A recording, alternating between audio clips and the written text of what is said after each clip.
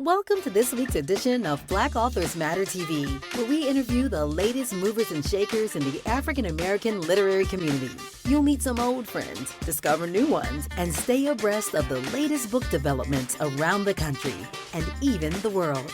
So sit back and relax for the next 2 hours with Black Authors Matter TV co-hosts Gwen Richardson and Dr. Rhonda Lawson.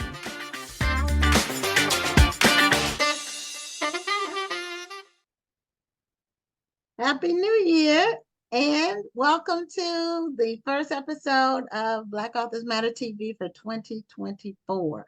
I'm Gwen Richardson, your host for tonight. And I'm Dr. Rhonda Lawson. Good evening, everyone. And if you all notice, Dr. Rhonda has a new background, and that's because she moved into a new house. So congratulations on moving into your new house. Thank you.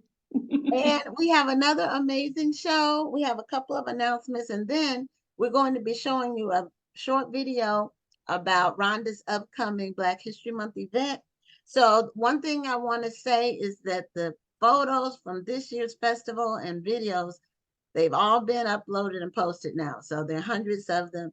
So if you get a chance, go to our Facebook or Instagram pages and look at the photos. We have some amazing footage from the festival. The registration for this year's festival is open. The festival is October 17th through Black the 19th. Authors Matter TV co-host. And there's Rhonda had something going on, I think. Yeah, I'm good now. Okay. The registration is open for this year. People started signing up immediately. I mean, as soon as I announced it was going to be opening, registration started coming in. So I'm expecting at this rate, but this is the earliest and the fastest we've had like multiple signups, like right out of the gate. So I'm thinking we're going to sell out earlier this year than we normally do. So if you want to participate, get your $50 deposit in. That's all you have to pay to secure your table, and you have months to pay the rest. And finally, the Black Authors Matter Children's Book Awards process. That's an award that we give out every year for children's authors. And that process is open. So go to BlackAuthorsMatterBookAwards.com if you want to submit your book and to see the guidelines. That process continues 3 months and it doesn't close to June. So you have plenty of time. So anyway, we're going to now show the video about Rhonda's upcoming event, which is called, Rhonda, say what it's called. I don't want to get it wrong. I don't want to get the name wrong. It's the Black History Month Literary Weekend. It's the 8th annual Black History Month Literary Weekend. Okay. All right. Here we go on the video with the video.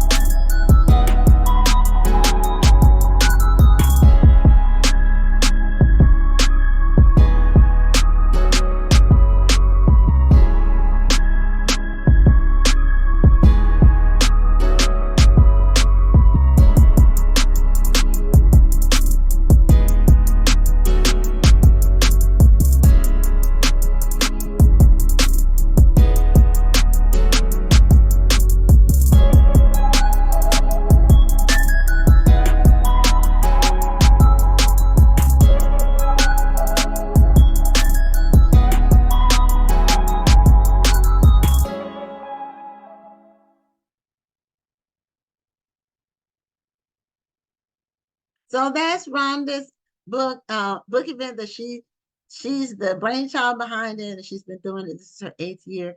So make plans to attend if you're in the DMV area, or even if you're not, make plans to fly in or drive in and attend. So we're Yes. going to get started. We are giving away one book tonight, and we'll do that after this first interview since we're a little late getting started with that.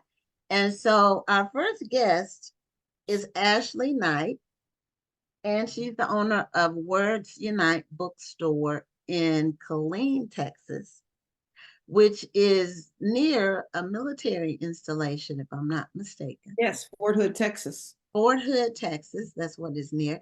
And so Ashley is going to tell us about her venture, her bookstore. And I believe, I'm trying to recall, because we had a conversation about you being on the show, Ashley, several months ago. And you have a mobile, do you have a mobile bookstore? Is that what it is? I think you have something Hey, unique. lady. Hi, how are you? Do you have a mobile bookstore? Yes, ma'am. So I have a mobile bookstore, a vending machine in stores on military bases.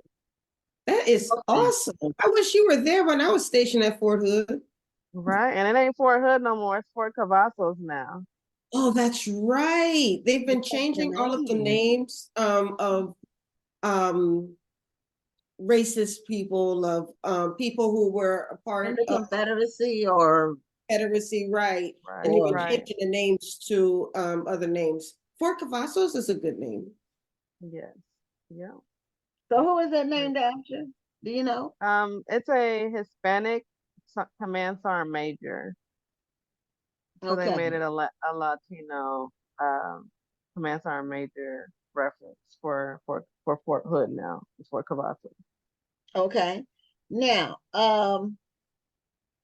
tell us about Words Unite Bookstore and your mobile and your vending machines. That's an amazing combination. Tell us about that and how you got going with it. Awesome. So again, hi everyone. I'm Ashley Knight, aka Ashley Free Miss Positivity. And as Miss Positivity, I know everyone understands that, everybody has a story, but because there was different challenges that I faced, I needed a positive light to like kind of reach towards. And so I started writing. And so I'm an author as well. This is an author-owned, veteran-owned, Black-owned, woman-owned bookstore. And Yes. and with me being an author, I realized what issues authors had as far as selling books, marketing books, distributing. And so I've been asking all around in different mainstream distributors, like get our self-published books on, the front street of most bookstores as well as distributed in bulk. And I kept getting the answer no. So I created Word Unite Bookstore as a traveling bookstore to pop up and sell more books directly. And so we sell books directly. That's the concept, to showcase independent authors. We are the profit solution for independent authors. So I give authors 80% of their sales back and I take 20%. That's the best deal you're gonna get anywhere as an author. And I love it because I'm an author as well. And so I showcase local authors only. I do not publicize mainstream books. I only showcase independent authors. And so with that, I've been in business for 4 years. And so that's how I got 2 stores at Fort Cavazos now, one at the hospital, one at the PX. And then I have traveled statewide to over 41 military installations, showcasing at different military exchanges, as well as I just launched the first book vending machine here at Fort Cavazos, and it's at the PX as well. And so we're going to continue that. I love the idea of a book vending machine. And this is the first I've actually heard of a book vending machine. I've seen, of course, the snacks. I've seen the hair vending machines now.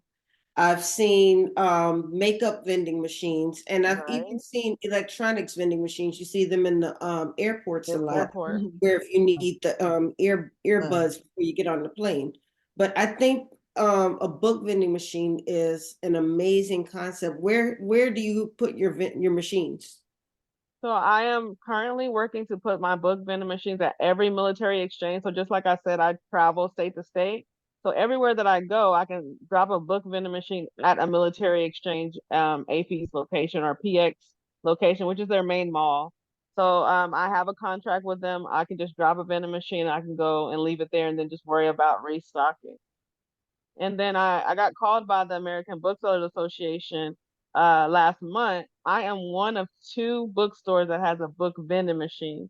The other bookstores in California, they actually have their book vending machine in their store. And then I have mine popping up at military installations. Yeah, I heard about the other one in California. I think it's Sister Sci-Fi. Sister, They yep, focus on science fiction. that's it. I had worked to get them on the show. Haven't gotten them on yet, but that was the first one I heard about. But you're the first one that we've heard about that's been on the show. So that allows people to know about it. How many titles do you typically have in your vending machine? So right now, my current vending machine, I got a grant. So thank you to Texas Veterans Entrepreneur Center. I got a $5,000 grant, and it can only host 108 books. And so that's many titles, and I can only do hardcover books. It's been tearing up the paperback books, so it's trial and error. You got to learn about the liabilities and the advances of creating new things.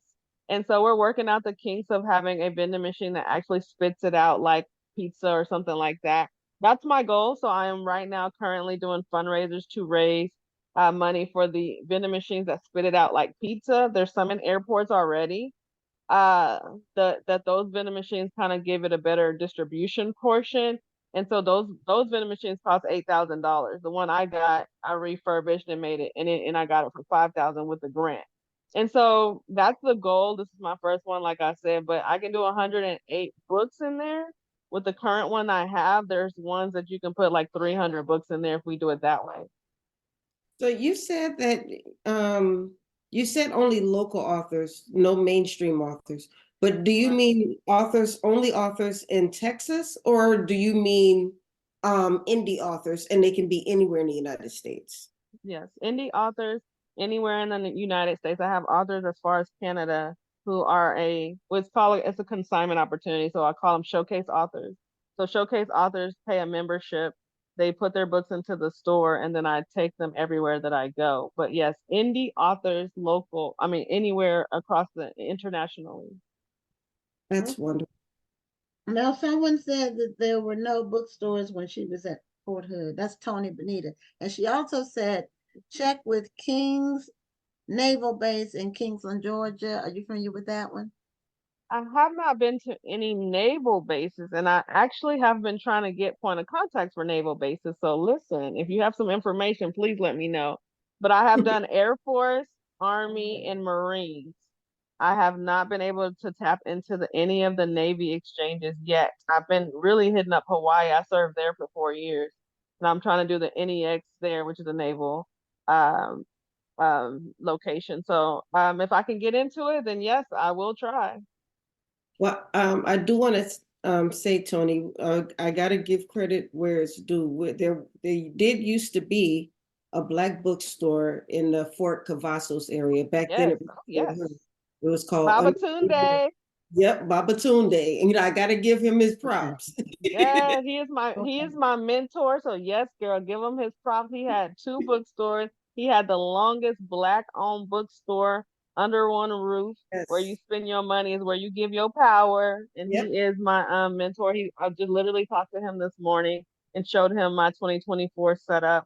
He's helped me from building the bookstore to where I am now. So yes, he is truly an inspiration. Well, he may not remember me, but just tell him I said hi and give him a hug. I used to be in his store all the time when I was stationed in Killeen. I thought I remembered I'm gonna one, screenshot you. okay, but I remember Babatunde. What was the name of the store? Under one roof. Okay, I think I've talked to him because when we had our brick and mortar, the Black bookstores used to talk, to each other and share. Sometimes we would exchange products or titles, or we would work together on things. So I got to know several of them when I had the brick and mortar. Of course, I didn't get out of the book business, but having a brick and mortar is different from what I do now, because I used to have a bookstore for 10 years. So it was a labor of love, and we transitioned into more on the marketing side. So Right. yeah, I enjoyed it when we did it. It was what do I want to say? It was Experience. a very interesting and challenging experience. And It was a labor of love. it was a lot of peaks and valleys. You know, there were a lot of periods where there'd be like a boomlet of something, and then the boomlet would kind of die down, then there'd be another boomlet. So I'm not sure what the boomlet is now. But So we've had at least 3 other Black-owned slash bookstores in Central Texas. I'm the last one standing. But honestly, in the community, our Black-owned bookstores or bookstores in general in Central Texas, that's Killeen, Belton, not Belton. We have one in Belton, Killeen, Copper's Cove, Okay. Nolan, like all of the surrounding areas. Harker Heights is where I had my store before. So I've had a store in the community, but because it's not been profitable for us to stay open, a lot of us have had to close. Now, like I said, I specialize on military installation mhm. because that's where for me direct sales is better. I get the traffic automatically. The soldiers are there. I'm a previous soldier. I'm a veteran, so it's easy. But I wanted to have a community based one. We've had beautiful bookstores in the community, but the support is just not there, and it's really sad because I hear it all the time. You know, we need a bookstore in the community. We need a bookstore in the community, but realistically, you got to support the bookstores in the community, and so that's why I stay on post because it's a better profitable position for the bookstore to stay alive, but we definitely do need one in the community. And so I'm looking forward to the opportunity, but as a business owner, it's not profitable for me to stay outside. Yeah, it's people don't understand a lot of times that if you don't make a profit, you can't survive. And Right, you don't make money unless you sell a book. Having books right. on the shelves is not profit, it's inventory, it's cost of goods sold. And if nothing moves, it's just money on the shelf. So, but I like the idea of you found a niche, you're on the military bases where you have a prime market, you understand the market since you're a veteran, and then you have your mobile aspect of it, which that keeps your overhead low because for us, the rent kept going up. Hmm. Now we had the space, the rent, when we first got in the space, I think it was rent free for 6 months, and then every year it went up, and then it was just too much. Then we tried to get less square feet in the same strip center, and we did that for 3 or 4 years, but then we decided to just transition. We did more in the marketing side, and we started off totally online. So that was where we got our start. It was totally online, and then we went brick and mortar, and then now we're offline, and we're not in the retail space for books other than books that I publish. So my own books, that's the only books we sell actually direct to customers. And for Okay. everybody else, we just send them to the Amazon or their websites or Right. somewhere else because and that's just where we are. But I'm glad to see that people are still out here doing things, and I'm glad that you told people that the stores need support. And what support means is spending money. Or referring customers that spend money, but money has to be spent. Correct. Otherwise, they can't make a living, and if they can't make a living, they can't keep it open. Exactly. Uh, Exactly. So now you said you're an author as well. So are you still writing? I am, girl. Listen, I'm at first of all, I'm an author. My grandma's an author. My kids are authors. So this is a family affair. So my grandma wrote the first book in 1987 called Don't Right. Give Up. So it was a children's book. So we knew what publishing a book looked like. We kind of got introduced to the authorship journey when my grandma became an author. But then, like, I went through the military. I graduated high school, went through the military. Didn't even think of that until I met this 10-year-old girl named Jada Holly. Her pen name is J Simone. She has 3 books in my store right now. She is now has a bachelor's degree in college, and she's one of my employees. But she inspired me. I was 29 years old, and she had 3 books, best-selling author, and I'm like, yo, you 29, you ain't got a book written yet. And so meeting her kind of like was like, you already know what authorship looks like. Grandma showed you. This 10-year-old has published 3 books. It's time for you to publish. And ever since then, I've been publishing out the wazoo. I have 9 books. I started my journey in an anthology. So I wrote with other authors just one chapter. That's the best way to get your feet wet if you're an author or looking to be an author. Look for book projects that you can just write one chapter that'll kind of get you the gist of publishing. And then after that, I've been writing solo projects as well as helping others publish books. Because you have no idea how many times I've heard people say, well, I paid this publisher and they have no book to show for it. And it's really, really sad because they pay a lot of money. And so Absolutely. I have a team of publishers as well as myself, who give them real published product as well as a place to sell their books once they publish their book. Okay. All So right. how can a person get involved with you? I mean, because we have a lot of authors who watch the show and they may be thinking, I want to be a part of this movement. Yes, awesome. So you just go to www.wordunitebookstore.com. That's the website. We are also revamping the website. Like I said, I've been in business for 4 years. This is year 5. So we want to uplift or get a facelift of our website. So that's transitioning, but the website that we have now still works. So www.wordunitebookstore.com. You say become an author, or get for more information. You can contact me, or you can contact me at info@wordunitebookstore.com. You will get me directly. I'm the owner.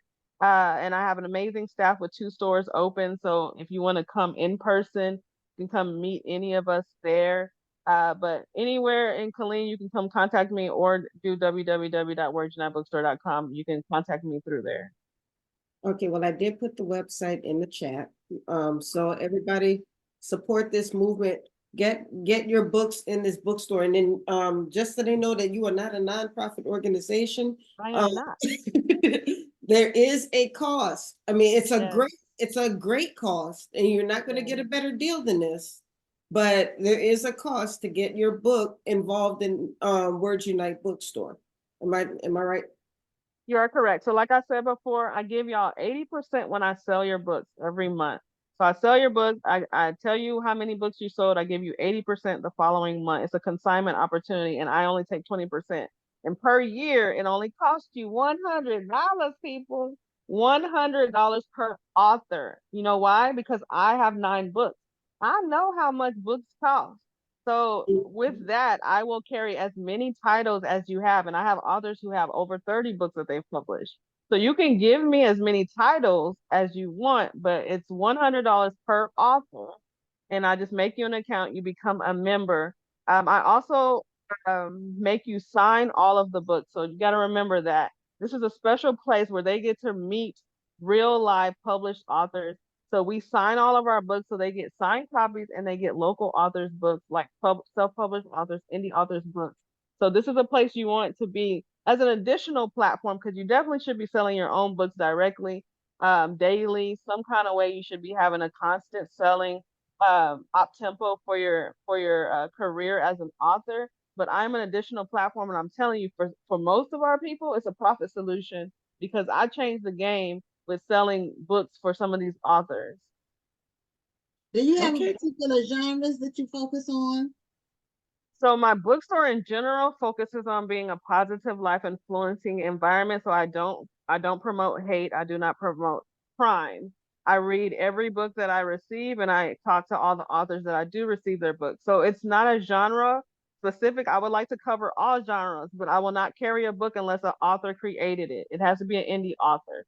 So people always ask me, do you have this title, fantasy, whatever? I will carry a fantasy book, but I got to meet the author who created it, and I have them be a consigned author in the store. So I only carry books for authors who join as a member. I don't just go buy books and let you get a title that you specifically like. So I will carry every genre as long as it's positive life influencing. Okay, and how many authors do you have under your umbrella at this time? Yes, that's what I love. This year was the first year I got to celebrate Word Unite Bookstore because, like you said before, there are hills and valleys of this business, and this year we got to recap on 4 years. I started with 15 authors. One, just two. I had a business owner. I had a fellow business owner with me, so the founding members were two authors, but now it's just me as a sole member. So we both started with just our books. Then we got 15 authors to just start Word Unite Bookstore. We started with just a solid 15. Now we got 93 authors on my books. I literally just finished my books for the year this week, and I have 93 authors that have published books that I sell their books in the store. That's thousands of books in the store. That's wonderful. That's wonderful. Congratulations. Thank Yeah. you. Thank Well, I you. thank you for coming on and sharing your concept and innovation. I love to see innovation in the lit space because we have to innovate or die. That's what we have to continue to do. Yeah. And so, Ashley, you are on it. And congratulations on being a mover and a shaker and an innovator. So, thank you for being a guest on the show. Rhonda says she put your website on wordsunitebookstore.com. So people who are interested in getting their work in your bookstore or potentially the vending machines, they could contact you. Yes, awesome. Thank you so much for having me. You have a great night, guys. Thank you for being here. It's wonderful to meet you. Let's stay in touch. Will do. Later. Okay, good night. All right, our next guest will be coming up in one moment, but I did want to let you all know the book that we're giving away this week. We gave one away before, and we had Eric LaSalle, actor and author Eric LaSalle, on the show. And Laws of Depravity is the first book in the series that he has. And we're going to be giving this away. I'm not going to announce the trivia question until after the end of this next interview. But we're going to be giving away all three books in the series over the next 3 weeks. So this is book one, Laws of Depravity. And so we'll announce the trivia question at the end of this interview. So our next guest is Kevin Hazzard. And Kevin is an author. He's a journalist. He also is a former paramedic. Kevin is not an African-American, but the book that he wrote is called American Sirens, and it's about the first Black paramedics in the United States in Pittsburgh. And they were also, they were the first ones in Pittsburgh, but also the first ones in the United States. They kind of created the whole paramedic industry, or I guess that's what you would call it. But he wrote a book about it. And so we wanted to have him on to talk about his book and what motivated him to write the book and the research that he did. So, Kevin, welcome to Black Authors Matter TV. Thanks for having me on. And you're a journalist as well as a former paramedic. So, did the journalism come first or the medicine? The journalism came first for me, and then 9/11 happened, and I was kind of young working at a newspaper, and I was like, all right, I think I should be doing more than I am. And I wasn't sure what that would look like. And then one night I got called out to cover a tunnel collapse, and it was a really horrific event. And I looked at the people who showed up to help, and I thought, all right, that's something I can do. And it just became my life for a decade. Wow. So that one moment just kind of changed the way you viewed things, or was it that you saw just everybody coming together? What was it about it? Just because everybody helped? Yeah, so it was this Northwest Atlanta. They were doing this massive wastewater treatment project, and they had this enormous hole, hundreds of yards wide, hundreds of yards deep.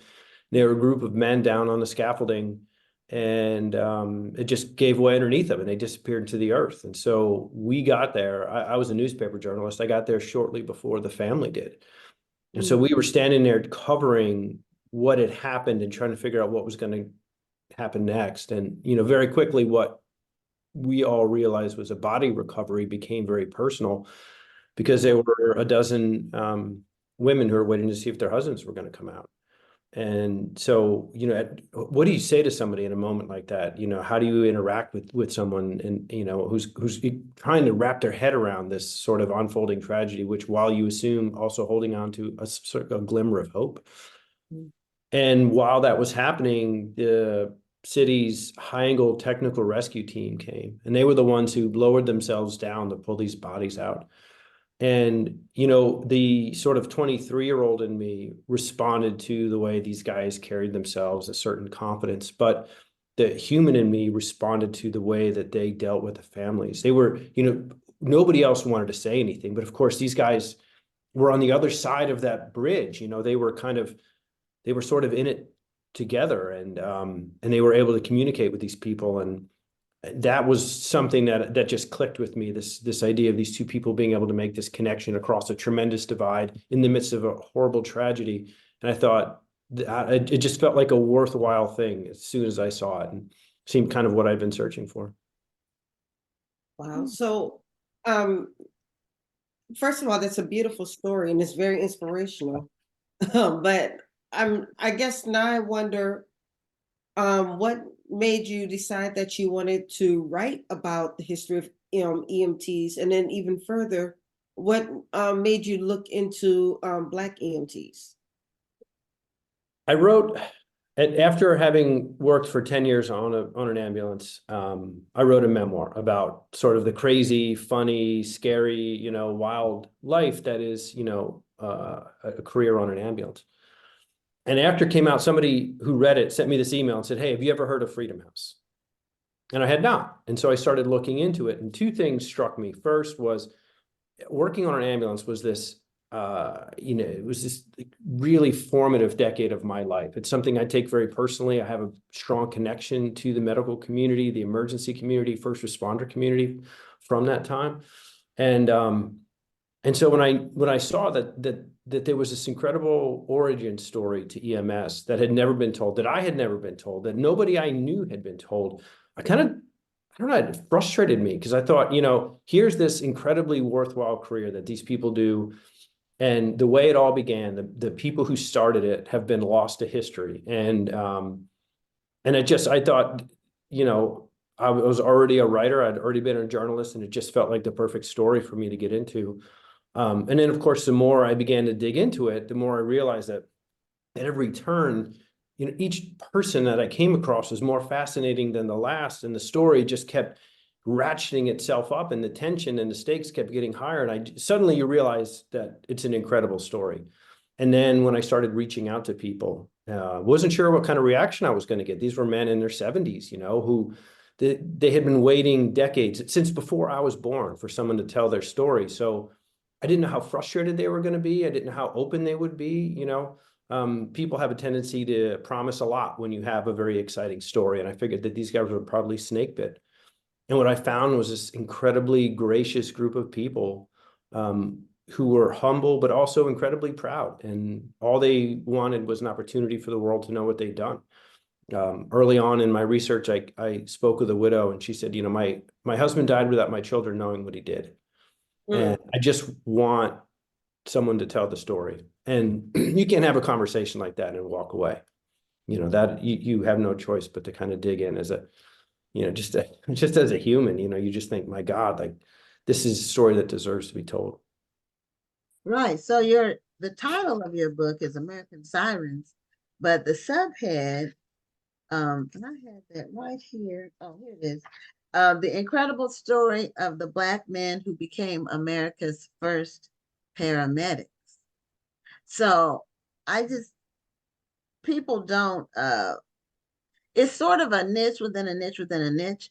People don't really think that, they hear more about doctors, they're in hospitals, or even nurses. And we have some more information about nurses historically, that have served in the wars, World War II, World War I, but we hadn't really heard anything about this whole topic of paramedics. And it's amazing that you took it upon yourself to bring it to light. Now, how did you, in your research, do you have a copy of your book so you can show the cover to people? I do.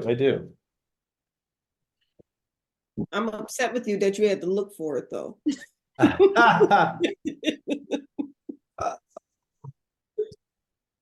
Okay, yeah, American Sirens. So who's the person on the cover? A Who's the gentleman by the name of Walt Brown, who was sort of, you know, if Peter Saffer was the intellectual fountainhead from which the idea sprang, Walt Brown was he was the personality and he was he was the guy who represented the people who were doing the work. Walt was, you know, this huge personality that everybody kind of fell in line with. We all know that kind of person who just sort of, you know, is a natural leader, and he was that kind of guy, but he also, you know, was able to, you know, touch very personally people of all different ages. You know, this was, some of these guys were incredibly young. Some of these guys were, you know, in their 60s. And, you know, he was able to sort of coalesce this group into this incredibly effective force. And, you know, unfortunately, he died before I got onto the story, but everybody I talked to, you know, the one thing you would hear over and over again is, it's a shame he didn't talk to Walt. It's a shame he didn't talk to Walt. Because he was you know, he was really the heart behind the operation. So he was the one who wound up on the cover. I think that's great that all these people held him up to such high regard, and then you put him on the cover. I'm sure that meant a lot to the people you talked with. I hope so. I mean, that was certainly the intention. So how did they get started being paramedics when they didn't exist before? How did And that's what's part of what's so incredible about this story.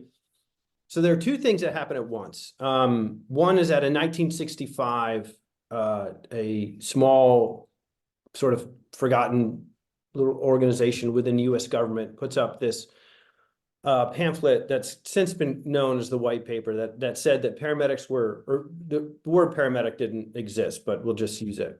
Yeah, paramedics were too few to be there when you needed them and too unskilled to be of much use when they did get there.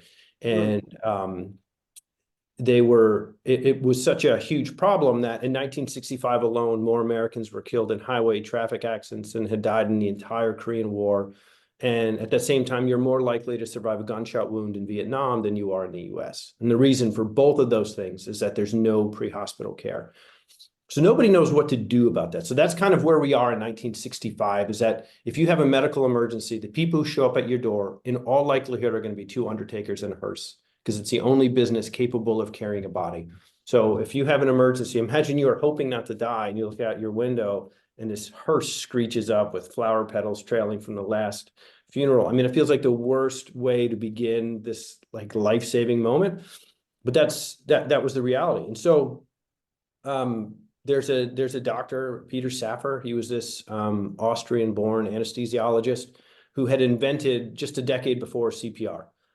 Prior to that, the method that we had was this really archaic mechanical method of trying to manipulate the body. And Saffer undertook a series of studies to prove that exhaled oxygen could keep people alive. So he introduces mouth to mouth and he pairs that with chest compressions.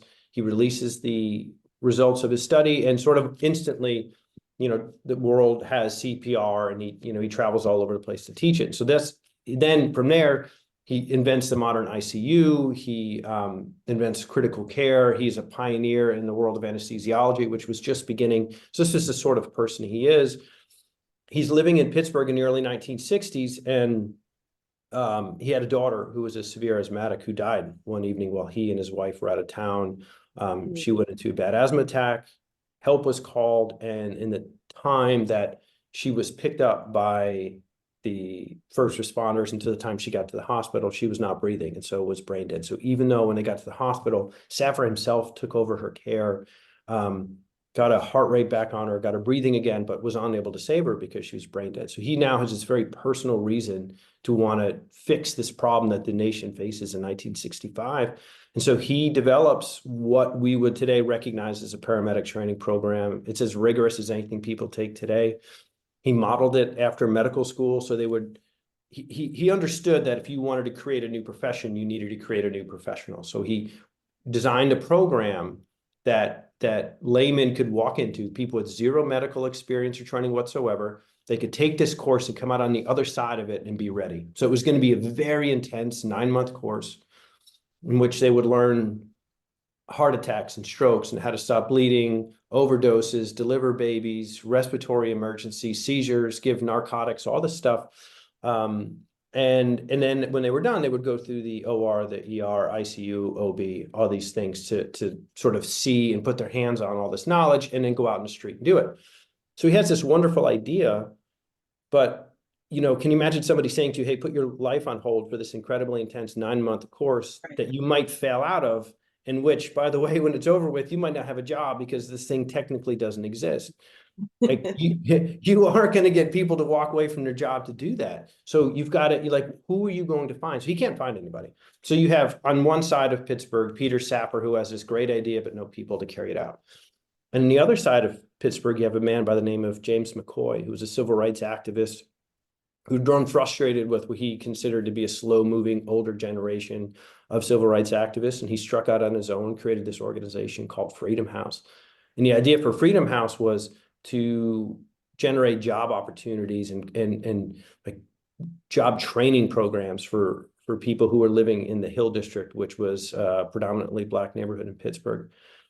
And he just couldn't find anything that he was looking for. He didn't want to train gardeners and housekeepers. He wanted a sort of career that was going to bring people to another level of society. And, not terribly surprisingly, he was having a very difficult time finding that sort of a job training program for, Black people living in the Hill, which at that time, like a lot of America, once thriving neighborhood had been sucker punched by urban renewal. And so huge swaths of neighborhood were torn down. A civic center was put in, a highway was put in. And so, job opportunities go away, hope goes away, crime goes up, poverty goes up. So by the mid 1960s, the Hill was in a very bad spot. And he was trying to find a way to, to help people in his community. So he has a group of people who can't find a great job. And then over here, you've got Peter Sapper, who's got this great job, but he can't find people. And through this sort of wonderful bit of kismet, they meet. And, Sapper pitches McCoy on the idea of that he's going to, create this quantum leap in medicine and have this whole new branch of emergency medicine that it's going to include these paramedics and go through this training program. And he wants McCoy to recruit and staff the program. And McCoy says, fine, I'll happily do that. But everybody who goes through this training program has to be from the Hill. They have to be Black. And Peter Sapper, he was a white guy. He was Austrian. He didn't have any connection to the American Civil Rights Movement, but he had witnessed the Holocaust at a close remove. He was in Vienna when the Nazis came across the border. His mother was part Jewish. His mom lost her job as a doctor. His father lost his job as a doctor. So he had seen, what hate and violence can bring. And so, he very quickly said, yeah, okay, let's do this. And so in that meeting, two ideas are born. One is that the world's first paramedics will be from the city of Pittsburgh, and two, that there'll be 24 Black men from the Hill District. That is amazing. That is. It's It's amazing. One thing is amazing that you can recite all of that. Yeah, I've been with this since. I was actually going to say that too, because I'm listening to you and you're telling this story like you were there and Right. all of these people. Right. I've been living this since 2018. Oh, okay. So now they go through this program, this 9-month program, and then they graduate, and then they 1965 was still, segregation was still the rule of thumb. Right. So were they only able to be paramedics in the Black community, or were they allowed to go throughout the city? So, well, a couple of things. The city approves the funding in 66. They wind their way through this training program in 67. They emerge in the spring of 68. He's the very first guys to do this. And they had thought that it was going to be this sort of quiet time in which they'd be able to sort of creep out and roll this thing out slowly. And they come out of the classroom at like April 3rd, 1968, thinking that, quiet days are ahead. And of course, Martin Luther King Jr. is assassinated in Memphis and cities across America. immediately erupt into violence. And so they're conscripted into duty immediately because police and firefighters are unable to make it into the Hill District. And of course, there are, aside from any injuries that have come up from the violence, they're just ordinary people with health emergencies. And so that's when they begin their first running their first calls. The program was initially only supposed to be in the Hill District in a neighborhood called Oakland, which was where the Pittsburgh University Medical Center was, which is where their doctors were located. And their idea from the beginning was, hey, what we'll do is we'll prove ourselves locally. We will treat our own community. And then once we show that this thing is a viable form of medicine, because again, remember, nobody's performing medicine outside the hospital. Nobody other than a doctor. These guys are technically doing things that a nurse is not allowed to do. And nursing, as you said before, is this long and storied profession. Here's this brand new thing that is theoretically deputizing non-medical personnel to do things that only doctors can do. So they needed to prove it could work and that it was safe and that it was effective. And so they start small, but they assumed that, oh, well, once people see this, common sense will rule out and they will just spread this thing out across the city and everybody will be happy. So initially they start out in their community. It is an immediate success. They do a study of critical patients coming into the hospitals. And what they find is that in critical patients where someone's life is on the line, the fire department and the police department do the wrong thing about 80% of the time. Freedom House, with lives on the line, do the right thing 80% of the time. So it's unequivocally a success. And so then, because Safford's famous and because this is this new innovation, other doctors and communities begin coming in to look what's going on. They're borrowing pieces of it, bringing it out. It is starting to trickle around the country. It is slowly percolating and becoming, a more used and accepted form of medicine. And they branch out to downtown. For the first time, you have Freedom House paramedics responding to calls with white patients. Pittsburgh, it's a northern city. I had assumed that, it wouldn't be, that it wasn't Mississippi, I guess. And but it has Pittsburgh has a very interesting history. In the 1950s, the city filled in its public swimming pool as opposed to integrate it. The reason that James McCoy was able to start Freedom House was because he had spent so much time trying to get utilities and breweries and construction sites to hire Black employees. And at that same time, you had the housing covenants were just beginning to be lifted.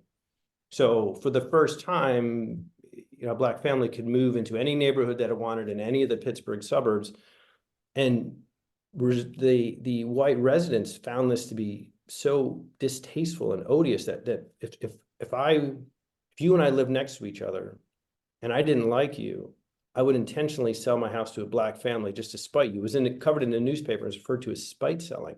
So if you come from a place where the idea of living next to a Black family is so horrible that you would intentionally do it to get back at a neighbor you dislike, imagine you're having a heart attack and you call for help and you're sitting there and you're desperate and you're scared and you hear the sound of help walking down the hallway and help rounds the corner and you see that it's arrived in the form of two young Black men from a neighborhood that you're probably scared of. Everywhere that they went downtown, they ran into problems. They had women who said, no, you're not going to lay your hands on me. They had men that said, no, you're not going to touch me. We're going to wait and we're going to call for somebody else. And John Moon is a guy that I talked to a lot for this story. And I said to him, I said, what do you say to somebody? He said, well, let's say someone's having a heart attack. I would sit down to explain what was going on with them. I would explain what I would do for them. And then also what the delay in treatment could do. And I said, what would they do? And he said, well, they'd think about it and then they'd say yes. But the fact that you have to think about possibly death versus allowing Black hands to touch me, it says something about the psychology of the people, and it was something that they had to deal with regularly, but to their unending credit, they did it with incredible grace. The Freedom House is covered pretty regularly in the newspapers, and they were very disliked in powerful corners. Had they acted out in any kind of way, had they done anything that was, untoward in any sort of way, it would have been covered widely. There's no report at any point of, two Freedom House medics acting like human beings and just getting angry about the way they were treated. They just refused to do that, and they, call after call, regardless of what people did, they did the right thing, which is really a tremendous testament to the character of a lot of these, and a lot of them were really young guys with very little world experience. This was kind of the first time they were being exposed to the world. As you're telling this story, it reminds me of an episode of The Jeffersons when George and Tom had gone to a kind of an EMT course to learn how to do mouth-to-mouth resuscitation. Mm-hmm. And it just so happened that some of the men who were in the class were Klansmen. And when they found out they were Klansmen, there was a big clash, and then one of the Klansmen had a heart attack, and George saved them by doing mouth-to-mouth. Yeah. And then when the Klansman's son said, "Mr. Jefferson saved your life," he said, "That black man put his mouth on me, son, you should have let me die."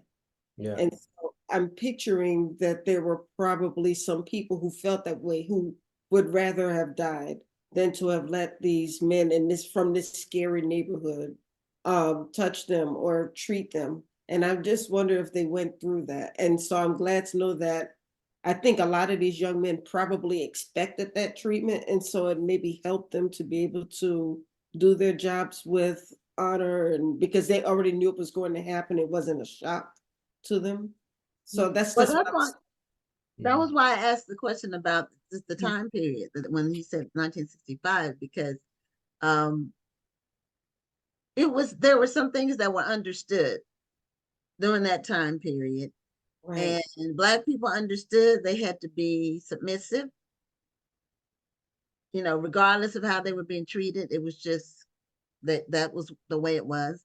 And just because it was a northern city, some of the worst race situations occurred in northern cities like Boston and Chicago. So some of them were worse than what happened in the South. So now you mentioned the Jeffersons. I'm going to mention two movies that came to my mind. While he was talking, it was coming to my mind. One is Raisin in the Sun, the original Raisin in the Sun with Sidney Poitier, where they bought a home in a white neighborhood, and Yes. the homeowners association or whatever, the man came over to buy the house back just so they wouldn't move in.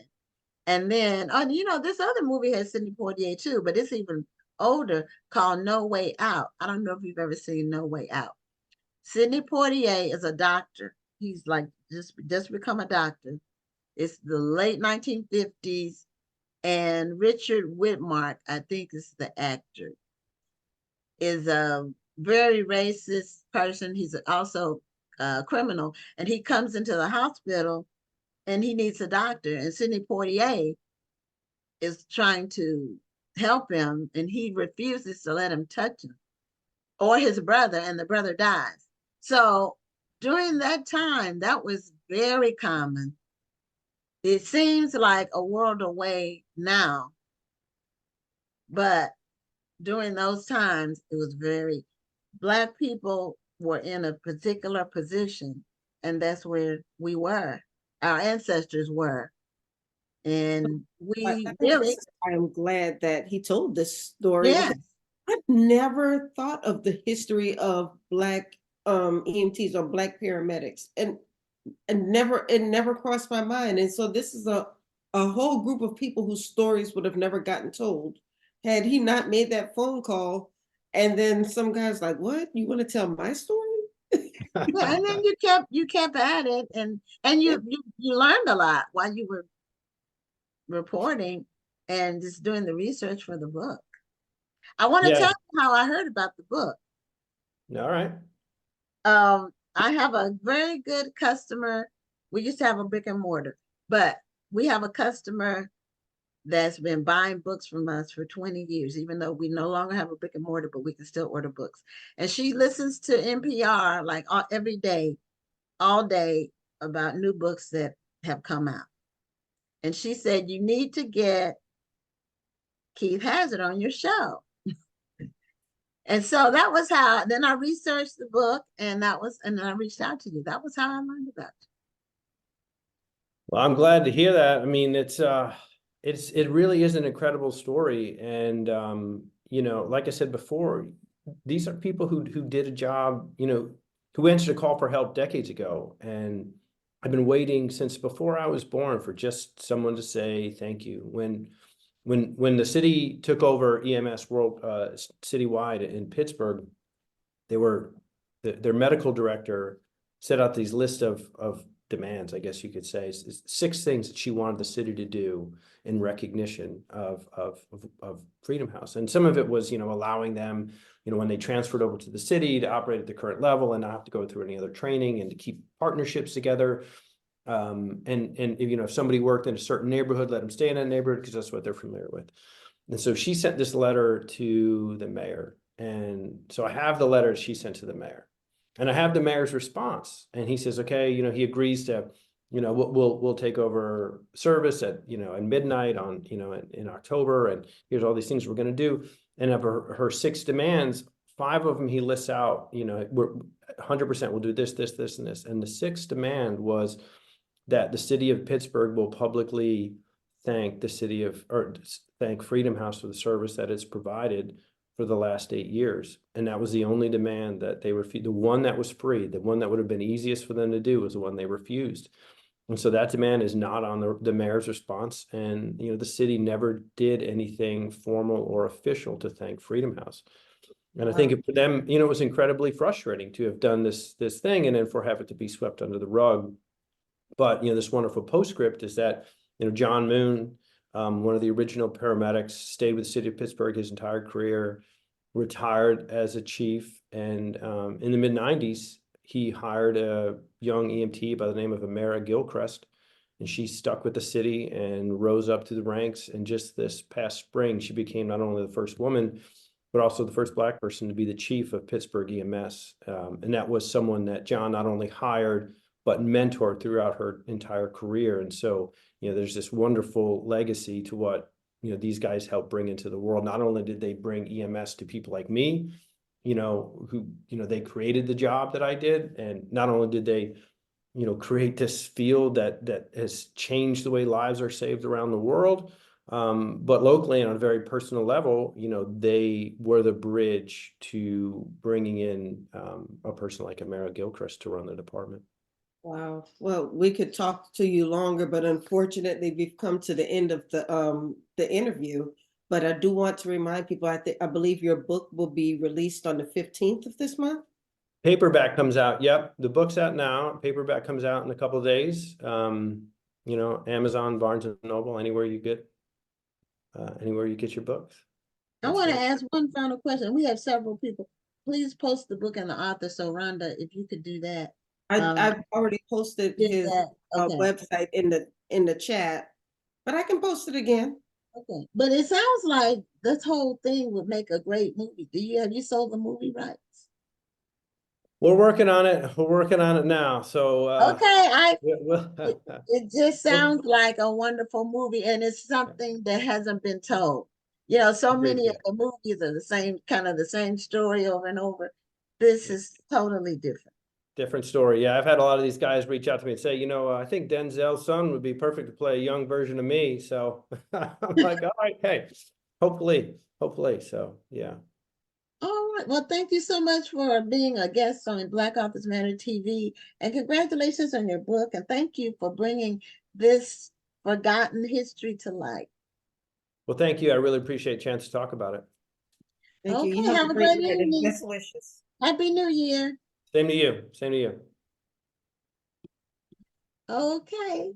We're going to bring on our next guest, but we're going to quickly give the trivia question for Laws of Depravity.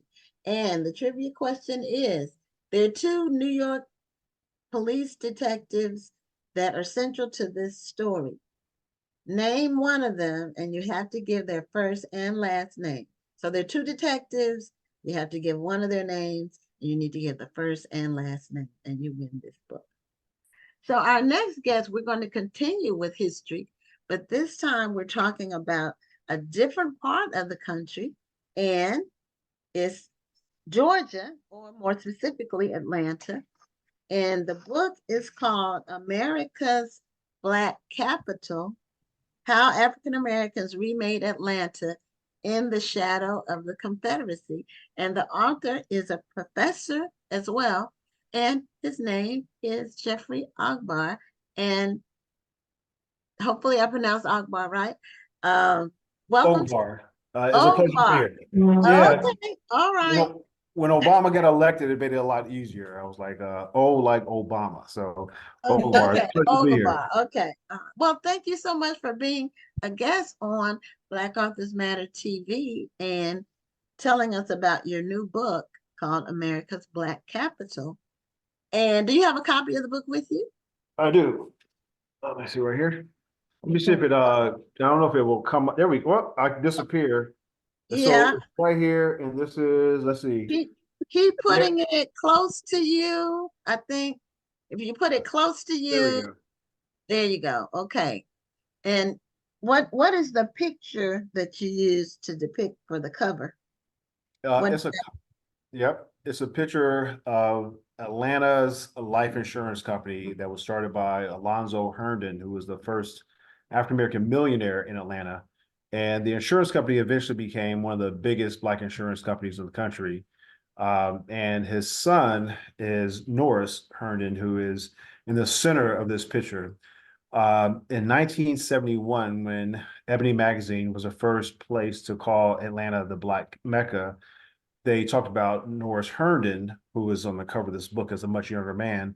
But at that time, according to Ebony Magazine, Norris was the wealthiest African American in the country. So, we think about entertainers. It wasn't, any athlete, wasn't anybody who sang, and not that there's anything wrong with singing or dancing. Wasn't Barry Gordy, but it was someone that many people are not familiar with. And that was Norris Herndon in 1971 in Atlanta. Okay. And are you from Atlanta or from Georgia? No, I'm from Los Angeles. I was born in Chicago, raised in LA, first grade through high school in LA, and I went to undergrad in Atlanta at Morehouse College, and that's my introduction to the putatively Black Mecca. And that's when I, in many ways, became sort of mesmerized and fascinated by the city. Well, my daughter would be happy to know that she is a product of the AUC. She went to Clark Atlanta University. Oh, nice. Yep, fantastic. AUC love, great. Yes. So you went to college in Atlanta and just never left? No, I undergrad in Atlanta and went to graduate school at Indiana University and then settled in New England and Connecticut. So my first job out of grad school was University of Connecticut, and I've been there since 1997. Oh, Wow. okay. So you are in the North, but you focused your book on. Then did you live in Atlanta once you graduated from college? Did you ever live there? No. I spent 2 summers there in grad school, just teaching at Morehouse. I mean, like little summer classes. And but no, I never lived there at all beyond grad school and undergrad. And even grad school, we're talking about 2 summers. But Atlanta, is if I were to anthropomorphize the city, I would say that Atlanta is like a friend that you meet in undergrad, like in college, and never knew this person. Y'all may have become roommates and then best of friends, and you go your separate ways, and you might not see that person for a year, but when you see that person, you pick up like nothing happened, and you grow together over the years. And many of us have friends, like the way I look at LA, where I grew up, LA is like a friend from my childhood. And I love that friend. We were close, but we've grown apart. I see him and we just reminisce over what we used to do back in the day. And so we're not, but Atlanta's that place that I've always kind of grown with. And as Atlanta has continued to expand, and as you probably know, it attracts, more Black people have migrated to Atlanta than any metropolitan area in the country in the last generation. And I see why, but that energy is very compelling. And I try to engage that in the book. I live in the DC area, and I think that DC is a good competitor to Atlanta for the amount of Black people it attracts. You're not only right, I talk about that in the book. And the book if there's any city that comes close to, challenging Atlanta in so many different metrics, different areas, it's DC. And I can spout a few of them, but the DC metro area, as you know, has a lot of affluent African American communities, suburban communities. The same thing stands for Atlanta. The metro areas both are sort of massive draws to Black migration and a certain level of affluence also. And you have what I think makes these two places distinct is that they have these massive centers for Black education, Howard University and the Atlanta University Center. And so Howard is a much larger school than any AU Center school. I mean, so Morehouse, we're rivals with Howard, but Morehouse, we have like 2,300 students. Howard has 11,000. I mean, there are multiples. If you took Spelman and Morehouse combined, Howard is still over twice our size. And so you take the entire University Center, AU Center, then you kind of approximate, but we're still not as large as Howard. So you see why you have such a prominent position of Black talent, sort of a community that has generated Black talent for generations. A lot of people stay in the community, taking advantage of the institutions, and they become critical incubators for leadership as well. That's true. Now I'm going to give you all a stat since y'all are talking about numbers and migrations. Texas has more Black people than any other state. And you all can look that up. I was surprised when I found out. I was thinking it was second or third, but it's first. It's number one. Don't And mess with Texas. yeah. That's what they say. But see, So, but it's the entire state. Is there any specific city that has a high concentration of Black people? I can venture to guess which city it is. Well, Houston has a ton. Harris County, which is comprised of Houston, has 5 million people, not 5 million Black people, but just the county of Harris County, which includes Houston, has 5 million people. And so Dallas has a lot as well. And then we have the military. We have several military bases that have a lot of Black people. But I was surprised. Now, I can't tell you the number. It's more than 1 million, I'm pretty sure. But I know the state with the most Black people is Texas. And I forgot who was second because when I found out Texas was first, I didn't even really look that far into it. No reason to look at second and third, right? And I'm not a native, but I've been here a long time. So Yeah. anyway, we're everywhere, and where we are, we tend to concentrate because we like community. So the places where Black people are, there's swaths of America where there are no Black people, but there's parts where there's lots. So yeah, and I think that's for once, Yeah, and I think that's been a critical draw for Atlanta, right? Like we have here I live in Hartford, Connecticut, and Hartford is 80% Black and Latino, and a lot of people think New England, Connecticut, and they think of it as disproportionately white. The city is like I say, 80% Black and Latino.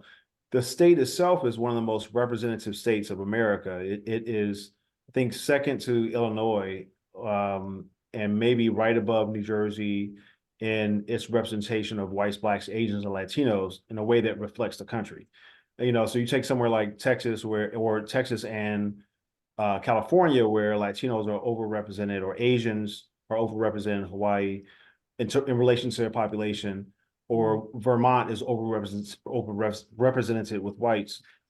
Connecticut is really representative of the country, but we struggle to bring Black teachers to the city of Hartford. And part of that, according to people who say they're recruiting, I don't know how true this is, but they talk about just how difficult it is to bring Black teachers up to Hartford, or have them stay here.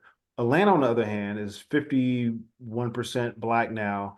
About 75% of the teachers are Black. It's like, again, extreme high numbers in relation to the population.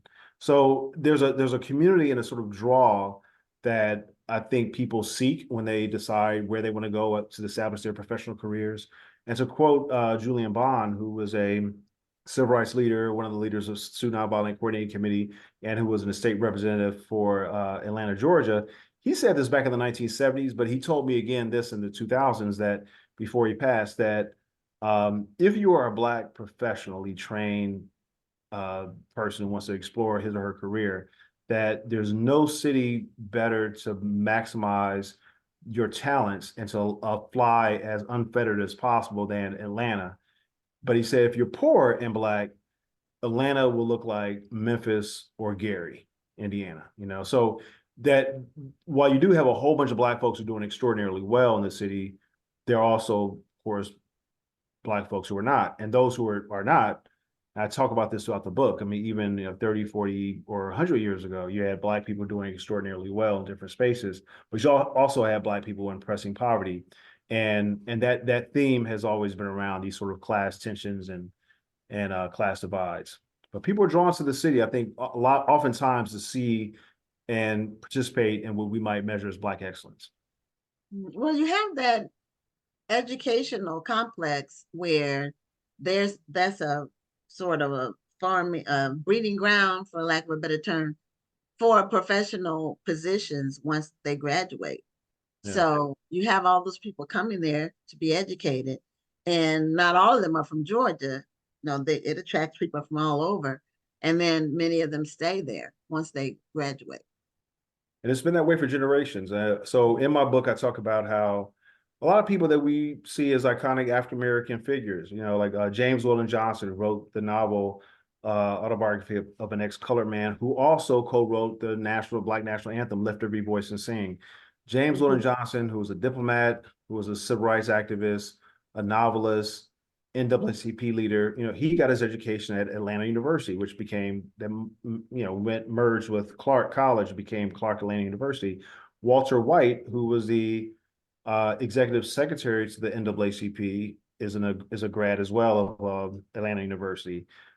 Du Bois, the most formidable, celebrated African-American intellectual ever, and one of the intellectual giants, period, in the United States in the 20th century, was a professor at Atlanta University. It was there where he wrote his seminal book, Souls on Black Folk. It was there when he sort of cut his teeth in seeing the most, vicious, uncivilized expressions of white supremacy, but also that it fired his desire to be more militant when he saw that sort of ugliness and the savagery of it all.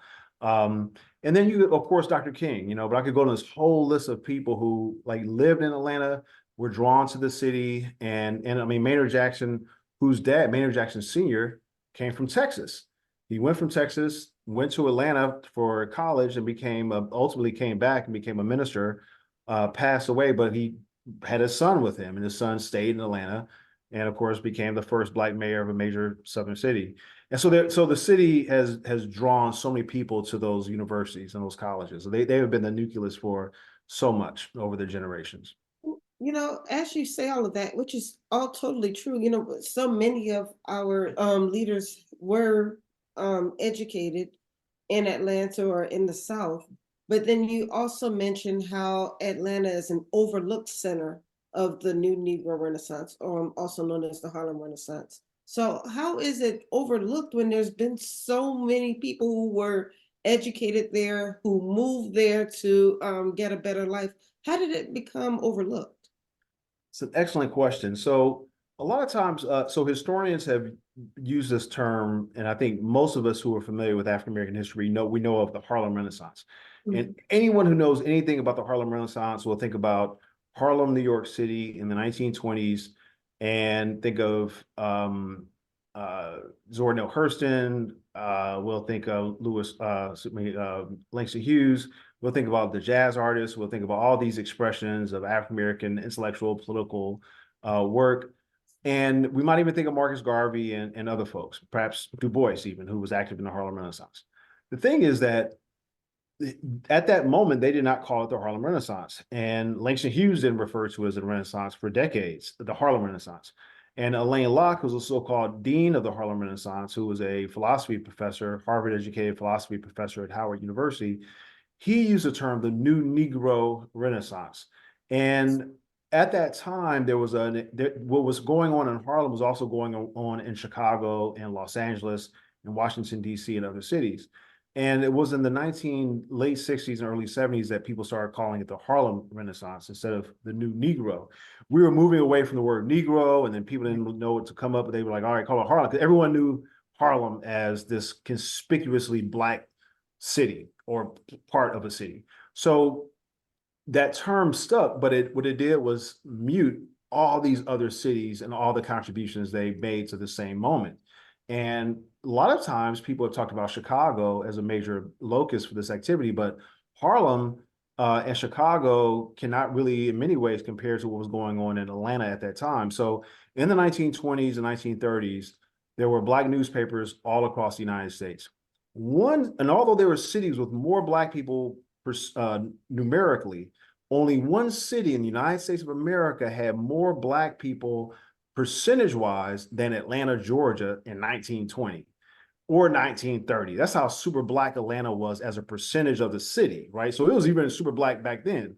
So at that time, all these Black newspapers existed across the United States, but there was one daily Black newspaper, and it was in Atlanta. It wasn't the Chicago Defender, wasn't New Amsterdam News, wasn't Pittsburgh Courier, but it was the Atlanta Daily News. And also we have in Atlanta at that time, this is the interesting thing for you, Dr. Lawson, is that in the early 1920s, African Americans in Atlanta were barred from public parks, from schools. In fact, in the beginning in 1921, there was no public high school that allowed Black students anywhere in the state of Georgia, including Atlanta, obviously, right? So African Americans who wanted their children to get a high school education had to pay money to go to a private school, and the Atlanta University Center schools offered secondary education. So we think of like Spelman and these places, but they actually had high schools, so girls who graduate high school. But check this out, in the early 1920s, not only did they ban Black people from going to public parks, hotels, restaurants, they had amusement parks throughout the city of Atlanta that refused to allow Black people in at any point. Some cities like Memphis would say, or Chicago, say, we won't allow Black people in except for one day a week, or except for Negro Day, some special day in the year, right? Yeah. Atlanta, thing. They yeah, had right. that at beaches and amusement parks and even state fairs, and It was crazy. it So was. Atlanta created the first, and this is the thing about DC, Atlanta created a place called Joyland Park. And Joyland Park opened in the early 1920s in Atlanta. It became the very first Black amusement park of its size and scope in the country. 2 weeks later, DC came around and offered they were already in the works, obviously, right? But 2 weeks later, that same month, in the month of May, DC opened its own Black-owned amusement park. And so DC and Atlanta, again, were neck and neck with all these sort of Black achievements. But yeah, in that time, in addition to not just having this daily Black newspaper or having this Black amusement park, African Americans had a little suburb they created. They actually had, in addition to all of this, we have the Apollo Theater in New York City, and we have Club Alabama in South Central Los Angeles.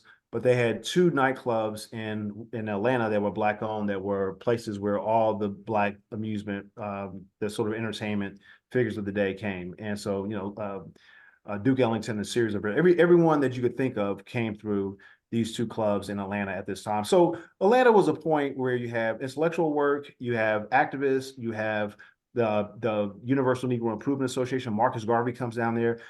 Infamously, he meets with the Ku Klux Klan in Atlanta, right, which actually destroys his reputation in the African-American community. People saw him as a lapdog for the Klan and that kind of thing. So all these things happened in Atlanta in the 1920s in a way that far outstripped Black businesses in other cities as well. So yeah, Atlanta was a central part of the new Negro Renaissance in the 1920s. And it's still now, it's starting to be known for movie making now. One of the Tyler largest. Perry has really, I'm sure there are other people, but Tyler Perry in particular has really transformed that. He's really opened the doors for a lot of people. The largest Black-owned film and production center that Black people ever created anywhere is there in Atlanta right now, owned by a Black billionaire, right? And the place where he owns it is a Fort McPherson, which was tied to the Civil War. It was the highest ranked general in the Union side to die in battle, was in the Battle of Atlanta. And the fort was named for him. It was a Union fort, but it became the site for this massive film and production place now that's Black owned. Absolutely. Oh, They I wanted to give an Valentine's and update. yes. It has. I wanted to give an update on the state population rankings. The viewers have given their input. Let's Everybody hear it. wants Let's to hear claim the biggest state now. We have the most black people. We have the most black people. Black people. Texas is first, and then Georgia, Florida, New York, and California in that order. Well, Okay. that's all fine and good, y'all, but I'm just gonna put it out there. And I'm from New Orleans. I don't even know why I'm claiming all of this, but the area that has the highest per capita of high income black people It is. It's a deep and sleep. is in PG County, Prince Mhm. George's County, Maryland, and now Howard County in Charles County. I mean, not Howard County, but Charles County. That's where your highest per capita of high income black people are. So you'll have black people living in $1 million neighborhoods. Yeah, that's a stat that I know is true, and it's been that way for a while. It's been that way Yeah, for a while. And yeah, the federal government's presence has some bearing on it, but you also have a lot of educational institutions in the DC area. I went to one, Georgetown, but you have Howard and George Washington, you have American University, you have University of Maryland. yeah. So you have a lot of Morgan State. So you have a lot of educational institutions similar to Atlanta in that there's a constant flow of graduates that can then take these professional positions. Yeah, of all metro areas in the United States, DC has the highest percentage of African Americans with college degrees of any metro in the United States, and then Atlanta is number two. And the richest majority black county is now Charles County, as you said, Dr. Lawson, and it passed up Prince George's County. I think it was last year. They're all moving to Waldorf. Yeah, I live in the sticks too, so I understand. Yeah, So in Charles County, what are the cities, the suburban? Waldorf, basically Waldorf. Okay, Waldorf. Okay. Yeah, and I live in Accokeek, which is right outside of Waldorf. So I live in Prince George's County, but I'm right down the street from Charles County. Yeah. But Well, you were telling your story. Telling the story about Atlanta and the different areas.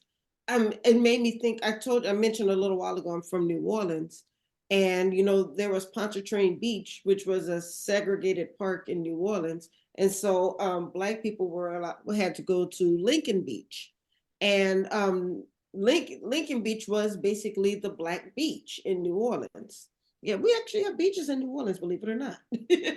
And just in the last few years, there's been a big movement to reopen Lincoln Beach and reclaim some of that history, because once it closed down and once desegregation happened, and black people were like, oh, we can go to the white areas now. They just left Lincoln Beach sitting there. And a lot of the black stores and the black neighborhoods, they just kind of sat there, and everybody wanted to go to the white areas because now they were allowed to go. So fortunately, there's a huge movement in New Orleans to reclaim that history and to bring some of those areas back to their old splendor. So I'm really happy to hear that. And I think a lot of that is happening in Atlanta, even though I know that there's been a big movement toward kind of fighting against a lot of the gentrification in Atlanta, because they feel like a lot of that history is being taken away. There's still that faction that's trying to preserve the history in the city, which I think is a wonderful thing. Yeah, so there was there's an area that, according to some people, and this is a longer story, but Fortune magazine allegedly said in 1954 that Auburn Avenue was the richest Negro street in the world. And whether it said it or not, a whole bunch of people have repeated that statement. And in 1954, and then back in 1920s, Auburn Avenue had emerged as this concentration of all sorts of black business activity. And over the years, as African Americans got access to the entire city, the Black center of of economic opportunity and commerce dispersed, and it's been all over the city now. And so Atlanta right now has the highest percentage of Black-owned businesses, the metro area per capita, of any metro in the country. And that's a good thing that people are all, I mean, that people, I don't think anyone ever thought that Black people should not have access to the entire city, right? I don't think anyone ever said we should never have access to the, and so if you, and one thing about Atlanta is that if you go to Buckhead, which is the most exclusive part of the city, and go to any restaurant on a Friday or Saturday night, you will always see a whole bunch of Black folks in a way that I don't see in any other city where I go. And there are areas, and I talk about gentrification because there's a lot that people say, but I look at numbers and data, and a lot of this will dispute what we think we see, right? Because I know there's, we all know this term confirmation bias, and maybe many of the listeners also know about it. And confirmation bias is this idea that if you believe something, then every time you might see 15 examples of that being disproven, but the one time it's proven, that's your reason to believe what you believe, right? You're like, I told you so, right? And the other 14 are just dismissed because they're anomalies, although they were the majority, right? So when we think about Black people being, there's a narrative that we often have. I call it the declension thesis, this idea that Black communities have been in a state of decline since the civil rights movement. But, you know, I look at the numbers. I'm saying, okay, are Black businesses smaller than before, fewer than before? Do Black people live shorter lives? Do we have higher infant mortality rates? Do we achieve less in terms of graduation? So I look at all these important data points. And now look at Atlanta, right? So I have friends, smart people who are probably way smarter than I am. And they were saying that that Black people have been pushed out of Atlanta. The percentage of Black folks in Atlanta peaked in 1990 at 67%. Now, the percentage of Black people in Atlanta is about 50%, 51%. So a lot of people are like, Black people got pushed out, Black people can't live in Atlanta, Black people can't afford Atlanta, all this stuff. Let's look at the data. I have a whole chapter where I look at the data and how Atlanta has changed in the 21st century. So between 2010 and 2020, more Black people moved into the city of Atlanta. And the city of Atlanta in 2020 would have had more Black people on record than any point in its history had not two sections of the city seceded from the city, including this place called South Fulton, which has 100,000 people now. South Fulton is the Blackest city in the United States of America, over 100,000 people per the 2020 census. And that was a segment, it's like 90% Black. That's a segment that pulled away from Atlanta. And so Atlanta actually has more people in 2020 than any people in the history of the city of Atlanta. The thing is that while the percentage dropped, you had an influx of whites and Latinos and Asians simultaneously. So more people were coming into the city, period. More non-Black people were coming to the city, period. So this idea that Black people are being pushed out is not met with any data, right? The city's gotten more diverse and more people. Also, if you look at the incomes of people who live outside the city, they actually are wealthier than the people who live inside the city. So if you were poor, you would not be moving out of the city, since the city is actually cheaper to live in and the income levels are lower than people who live outside the city.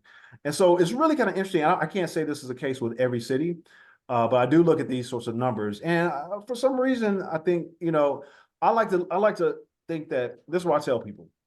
Like Fannie Lou Hamer and John Lewis and Ella Baker and Angela Davis and King and Huey and everyone else, Malcolm, I like to think that their lives were not in vain. I like to think that after all the stuff they did, that Black people actually have made strides to continue to make strides, and not this idea that Black people have just only gone backwards. And historians will tell you that in the civil rights movement, if you look at the white supremacist governors and mayors and congressmen who fought against civil rights, one of the things they said very explicitly was that if we did not segregate Black folks, they would in fact not be able to compete with whites, and they would decline. Their quality of life would decline.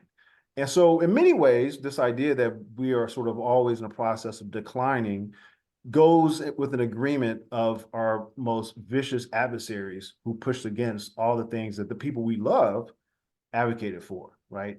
And so I can't again speak for Cincinnati and Detroit and, you know, Chicago, a lot of these other places. When I look at Atlanta, there's no way to think that we aren't better off than we were, although the city has a whole bunch of problems. And I talk about those too, like there are pronounced problems with social mobility in Atlanta. I mean, one of the metrics about Atlanta is that of all the cities in the United States, has a lowest level of social mobility. It's number one with social immobility. A child born in a poor community in Atlanta, she has a 4% chance of escaping poverty into the middle class. And that's the worst of any city in the country.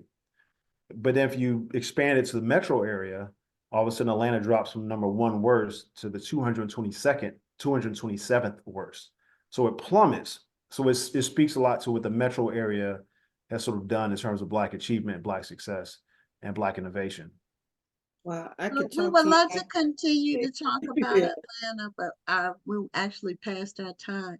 So we want to let you show the book cover one last time and tell people that they can go and get the book America's Black Capital.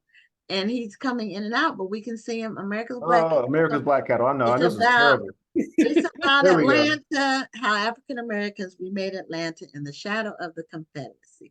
So we've had a very, very vigorous and interesting conversations. It's all about us in the United States and Yes, I how enjoyed it. how we're growing and thriving. So it's great, and Atlanta is known as the Mecca, especially in the South, for Black people. So thank you for being a guest on Black Authors Matter TV.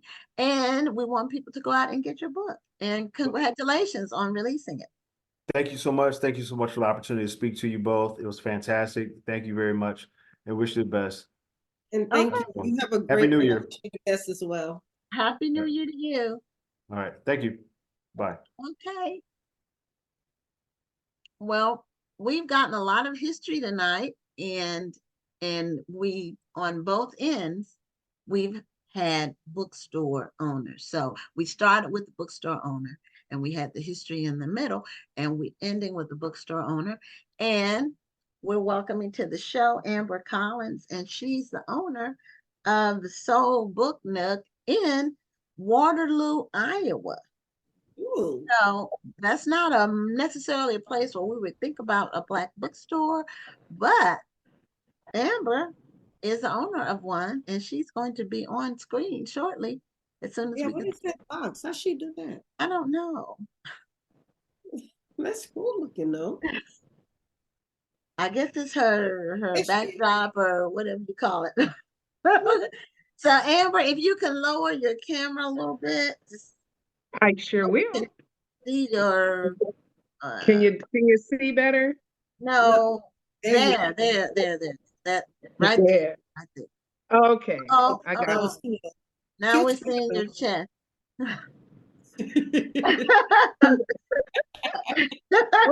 Where's that? Where's that? Is it in the sweater? I flew back a little. Okay, no, that's great. Welcome, Amber, to Black Authors Matter TV.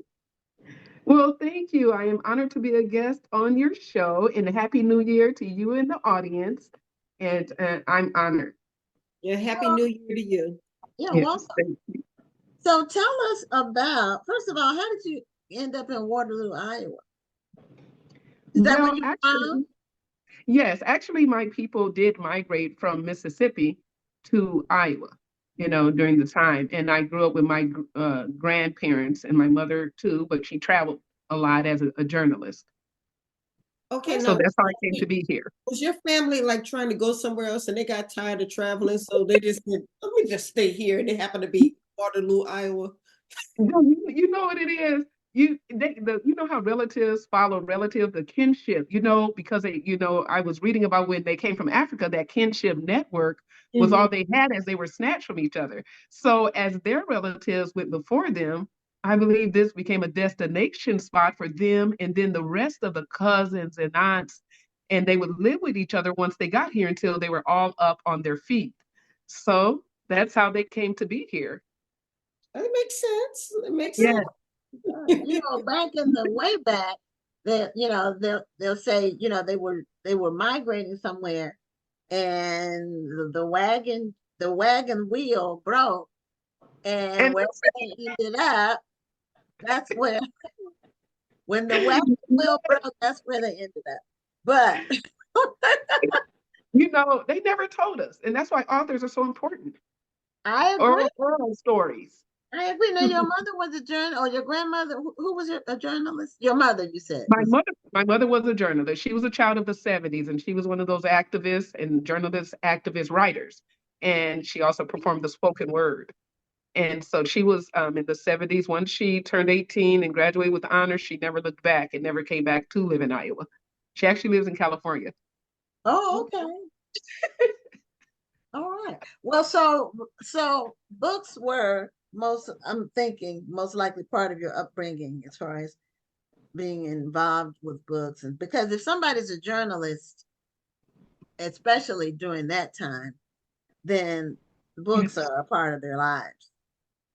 Miss Lynn, that is correct. My mother sought escape and education through books as she was growing up with a girl living here in Iowa in the Midwest as an African American who faced a lot of racism, microaggressions, you know, that atmosphere of the Midwest during that time in the 70s. So she escaped through books. And once she graduated and went to college, my mother began to she's an avid reader and she's also an author herself, a poet author. And so she would travel and send me books to read. And so she inspired that love of book reading to me as I then began to follow her same path. My grandmother was educated. I don't know what grade she made it to, but she read perfectly in Sunday school. I don't know where she received her education because I'm not sure what grade she finished in the South in Mississippi, but she could read fluently and was one of the best readers in church. And the Bible was what I inherited more so the reading the Bible from her. So that's how I came to love reading and be surrounded by books. Yeah, a lot of Black people during, the early part of the century, I'll say, or, 20s and 30s and 40s, the Bible was the only real book that a lot of Black homes had. Yes. And a lot of people could either read or recite from the Bible. That is so true. That is actually a historical fact that is where they learned how to read. You know, whether sneaking into the slave master's shelf and getting that Bible down and reading it or exploring it. But and that's why I still honor and reverence the Bible so much. It taught them to read, which it has power in the written word. And so I believe that helped to open up their awareness to even begin to learn how to read. You know what I'm saying? That Bible, the power in that word. So yeah. And a lot of family history is in those Bibles. Those family Bibles kept the family tree. And a lot of people, when they're studying their genealogy, they get information from a family Bible that's been in the family for generations. I remember the Bibles way back in the day, and they had the tree, and then you wrote everybody's names. Yes. I used to love that Bible because that's where I learned everybody's names, and now it's like nobody has them anymore. Yeah, they were big too. Yeah. Yes. Were large I have Bibles. some of those. I have some of those. I when I get them in my store, do you know I do not sell them because I miss that. I miss people using what's your name? I'm sorry. The other person on the I'm Gwen, and this is Dr. Rhonda Larson. Dr. Larson, thank you. That's correct. That Bible used to show us our family tree. And I believe that many families have lost the importance of getting that Bible, inheriting that Bible, and then passing it down to the next generation and keeping track of that family tree. My mother, she has been doing research on where the origins of my grandfather, her father, and the origins of her mother. And so the trail gets lost with my father somewhere because he was loaned out to different plantations to work the land until my grandmother and him left Mississippi. So we don't know anything else beyond that. We were talking with the last guest about, we were talking about history, and we were talking about just basically how, there are so many well-to-do Black people now. And I think that as the generations went along, and we wanted the next generation to have better than we did. And then the generation after that should have better than that generation. But I think as we do that, and we've raised our kids to, go for the best and to go for that high paying job and be the best at this and have high class and have more than I had. I think along that way, we've forgotten about a lot of the traditions Yes. that I agree. really made us who we are. So while Yes.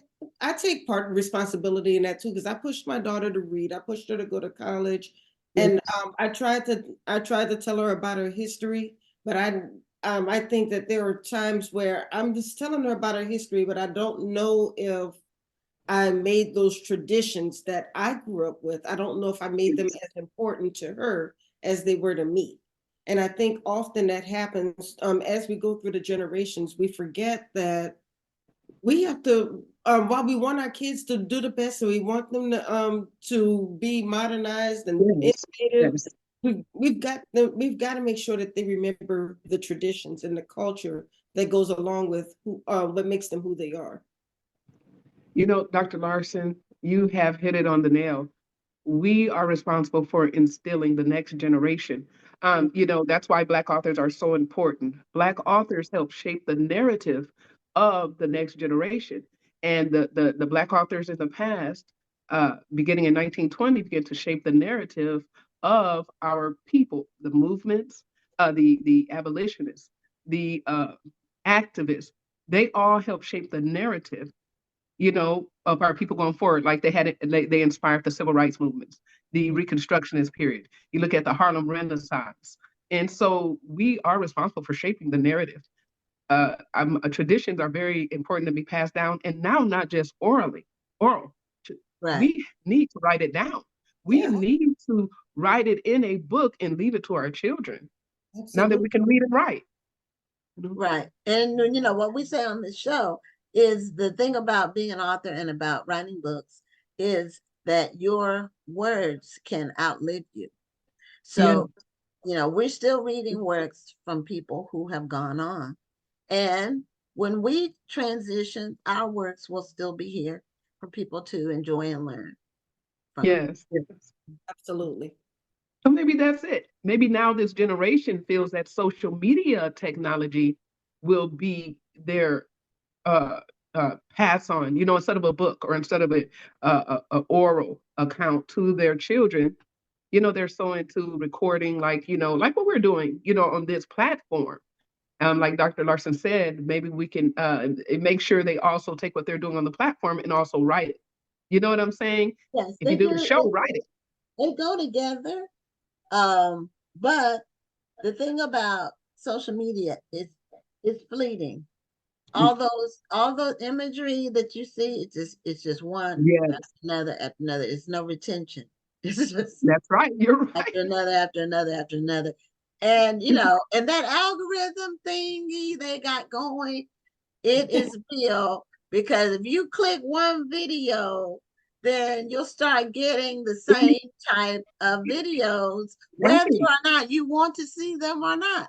That's why I never want. That's why I'm never sure I want to click on something. I'm like, I don't want to. I'm scared to click.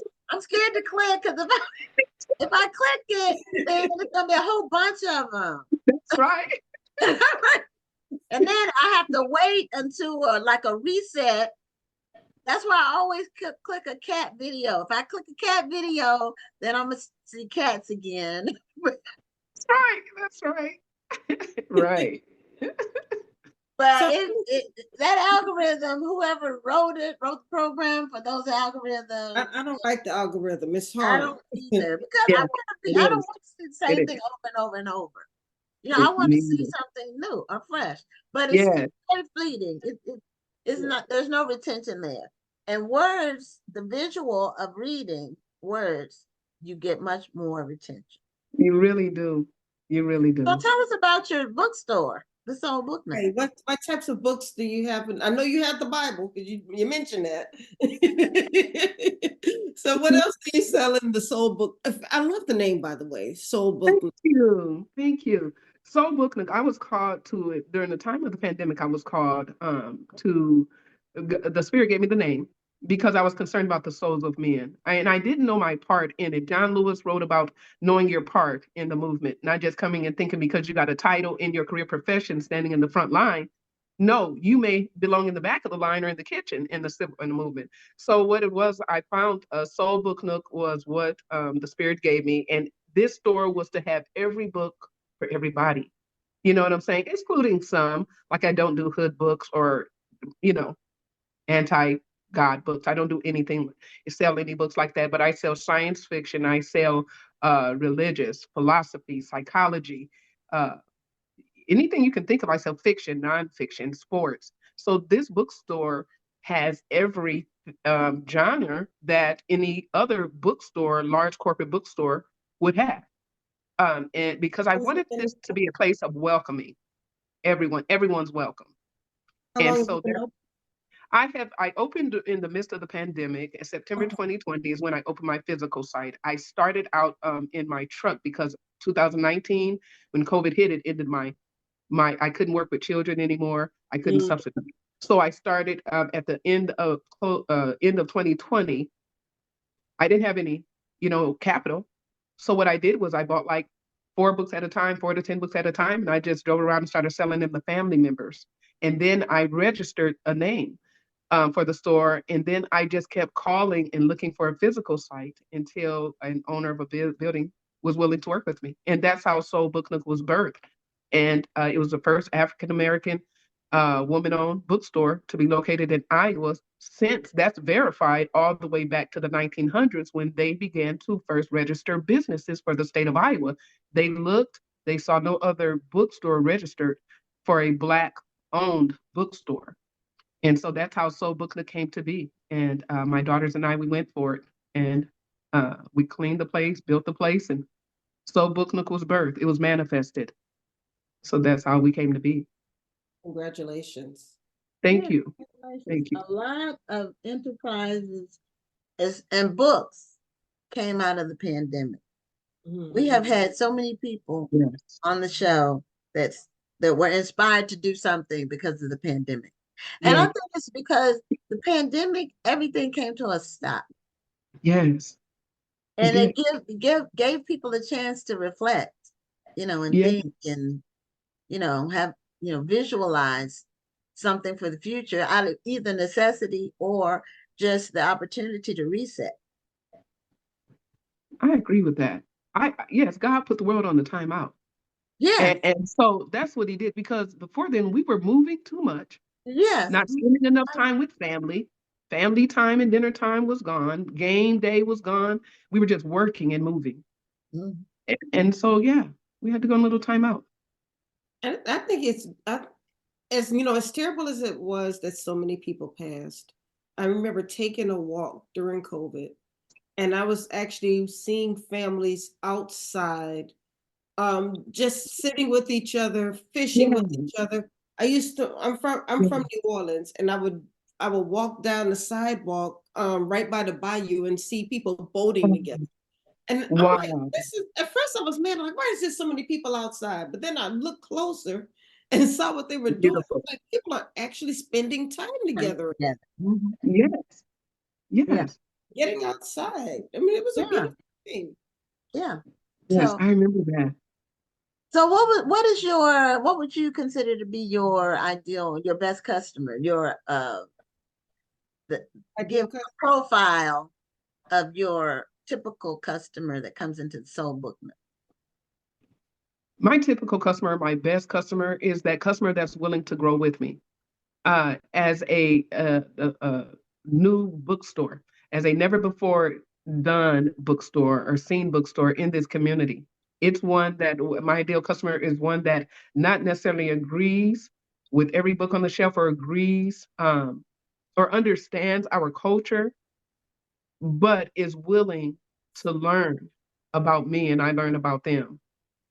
That's my ideal customer. And so I have had forgiving customers. I've had customers that have my ideal customer is one that shares information, shares books titles they know about that I don't know about, can come in and sit down and have a cup of coffee with me in the store, lingers a little bit and we can just talk about different subjects. My ideal customer is just that. It's just someone who can come in and just remember the mom and pop stores where you could just go hang out or they would sit in chairs outside of the store and they Yes. talk. Okay, Mhm. that's my ideal customer, one that can remember why the store was open or what I want to say, feel the spirit of the store and realize that this is just about us being well and learning how to get along in our community and respect and care for one another. That's my ideal customer, and I have those customers near and far that have grown with me and stuck with me, you know, and we've learned a lot about each other.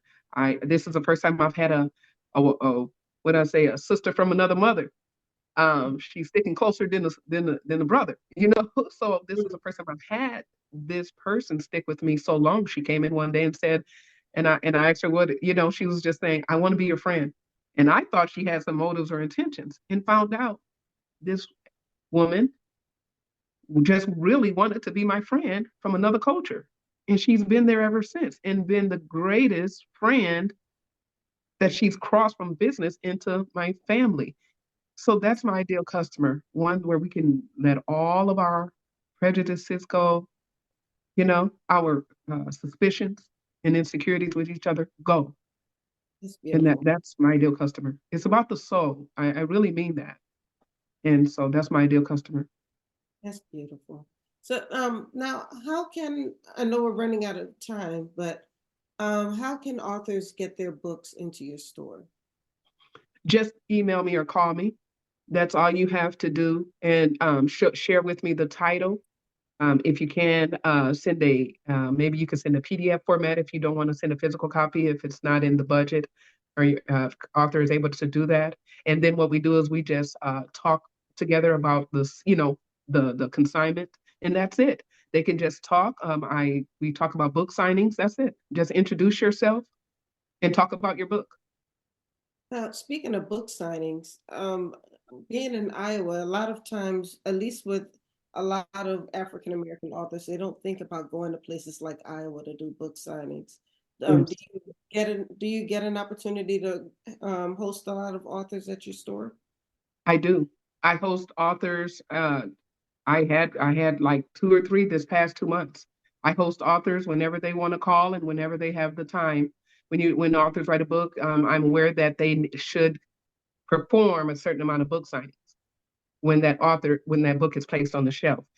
And so I offer them virtual or in person, and we just arrange that. Yes, yeah. And even though Soul Book Nook is located in Iowa, I do have um, others that I have a store that opened up down the street from me, and one that also took the name in another part of town that's close to mine. But I reach even to Europe. I've had customers from Europe call. I've had people from New Jersey fly in, like an author's fly in from New Jersey to do a book sign, perform a book signing. So yeah, it's a far reach. So book does have a far reach. Um, yeah, so that's it. Book signings are very simple in my store. That's Now it awesome. sounds like from your name, Soul Book Nook, it reminds me of a place where people can go and sit and like a book nook, like have coffee or cocoa or what a Sure. tea or latte or That's whatever. a nice picture. Yeah, Yes. that's what the visual that comes to mind. So do Yes. you have that? Do you have like a coffee bar in your store? Do you have anything like that? Do you have any I plans for do. that? I do. I do. I shut it down for a while so that I could work on the floor, you know, getting back organized and regrouped on the floor. But I do. I serve tea. I serve different kind of waters, different kind of like mocktails, lavender water. I just sell different variety of drinks. We sometimes have a baker that will bake uh, you know, baked goods. And even one of the women that is a author who has been holding book signings in my store, she is actually she serves her treats. She's a baker. And so we offer a variety of treats when you come into the store. So you just have to, you can even arrange a time. You can arrange a book signing, an open house, a birthday party, you can a meeting, book clubs. I host book clubs there. So yeah, I have a big enough space that that, you can enjoy yourself there and feel relaxed and comfortable. I play jazz music. So yeah, it's a nice environment. Okay. Well, Amber, tell people where you're located in Waterloo, what part of the city. And so if they come to visit, they'll know, or if they're in the area already, they'll know how to find you.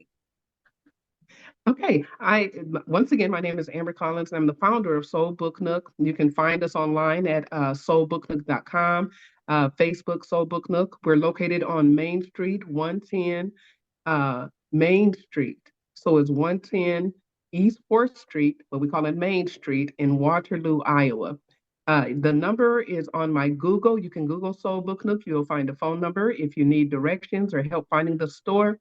And we're located in Waterloo, Iowa. Once again, it's Waterloo, Iowa, but I'll give you a bigger city, Des Moines. Just keep driving to Des Moines or flying in from Cedar Rapids, Iowa, and you'll hit Waterloo. Well, we did put your website to your bookstore in the chat. So hopefully we'll stay in touch. Are you on social media as well? Yes, yes. My daughter actually operates the Facebook. You can find us there and on Instagram.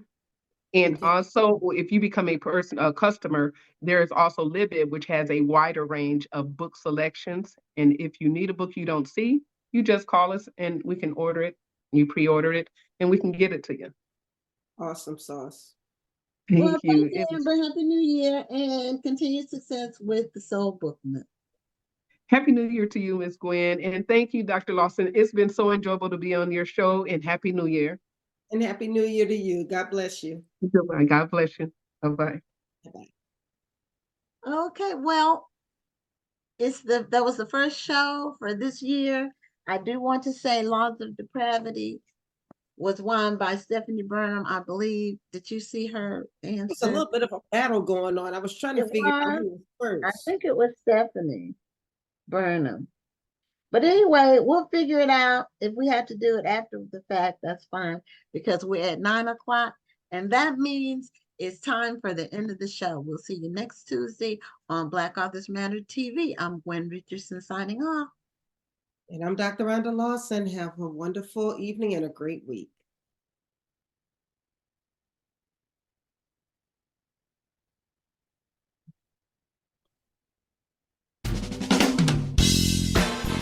Thank you for tuning in and join us next Tuesday at 7 p.m. Central, 8 p.m. Eastern for another edition of Black Authors Matter TV.